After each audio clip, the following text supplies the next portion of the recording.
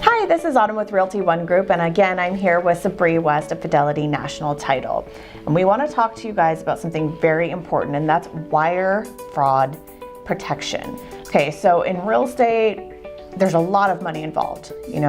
Nationally, that's huge incentive to scam people, right? Yeah. So we're going to talk about ways that you can protect yourself in this big scam. So let's just talk about what's been going on with wire fraud in general. Wire fraud it's crazy. From December 2016 to May of 2018, $1.6 billion was lost to wire fraud. There are people there's a country that does this for a living. So, and of that, they're targeting all industries, but of that, 1 billion of it was real estate related transactions. Right. So, and that's 2017. They are smart, and they're super tricky, right? Yes. I've been warned against it. Oh, I just hit my mic. I've been warned against it, and I'm still getting the phishing emails and the calls. So let's talk about some of the ways that we're seeing them looking for information and how they're even obtaining that information. First of all, from a realtor perspective, they've just changed a rule for us that we're no longer allowed to list on the MLS who our preferred title company is. That's one way we can protect ourselves, is to not be doing that. Yes. But how else? They are watching everything. So one big thing is, and I know everybody's so excited when you're under contract on your house, buying or selling, not to post that you're under contract. Wait till it's sold, signed, delivered, and done, because they are finding out the address and they're finding out who the realtor was, and they're connecting all of the dots. So if it's under contract, they're going to know that that's somewhere, and they need to start following that transaction.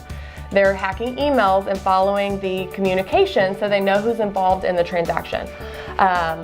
So let me just interject. So no Instagram post being like, yay, we're buying this house. I know it's super fun, but even I know I'm not going to post like I sold the house until keys are in hand, because anything can go wrong in general. But again, for the wire fraud reasons, let's not post this stuff on social media. I see people all the time sharing listings and saying, we're putting an offer on this house. And you're compromising your transaction in several ways, but especially this way. Especially if you're someone who has a public profile, which a lot of us do for business, and we like being out there, but some things you need to wait till the very end.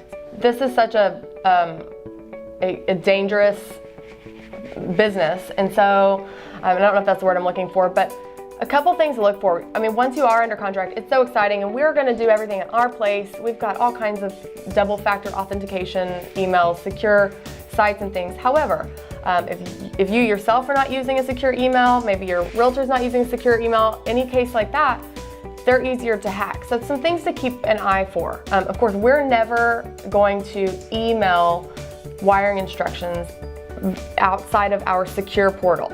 So they'll come from that. However, when you receive them, whether it's, make sure you call and verify the instructions that they actually came from us.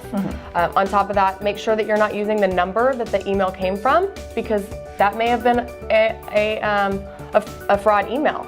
So if you should have the title company information from the very beginning and have that kept aside. So if you receive something, call and make sure it actually came from us. Another thing to look for are grammar changes in the email, along with the wire instructions. Those are never going to be changed last minute. They get that happens a lot, to where they'll say, I'm so sorry, we're doing something different, and they're going to send you different wiring instructions last minute. That's not going to happen. You know what else I've heard of is that they're saying, oh, hey, if you want to wire your money 3 days early, we'll save you $500. Well, you just lost $100,000. That's a lie. Yes. And what's the recovery rate of this? Like, do we know once it's gone? The chances are slim. We have lots of things. We actually are, working with the FBI in certain cases to do everything in our power to recover this. But I got to be honest, once it's gone, the chances are slim in recovering it. So.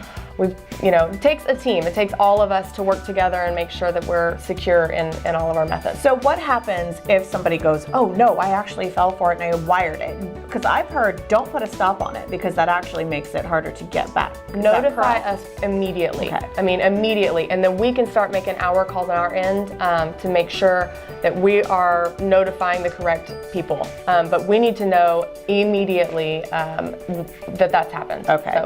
So I know it sounds scary, and you should be scared. I always try to scare my clients. Don't ever do anything with your wire until you know for sure. But just to reiterate, make sure that you are calling the number specifically on the business card, right? Or the Google page or the web page that we know is for that particular title company. Do not get wiring instructions over email. And if it is from email, it should be secure portal. on the secure portal. If we have someone who's even still scared of that, like, could we recommend they come in and pick up wiring instructions? 100%. Yeah, you can always bring a cashier's check too to closing instead of if you don't want to do the wiring part of it. So.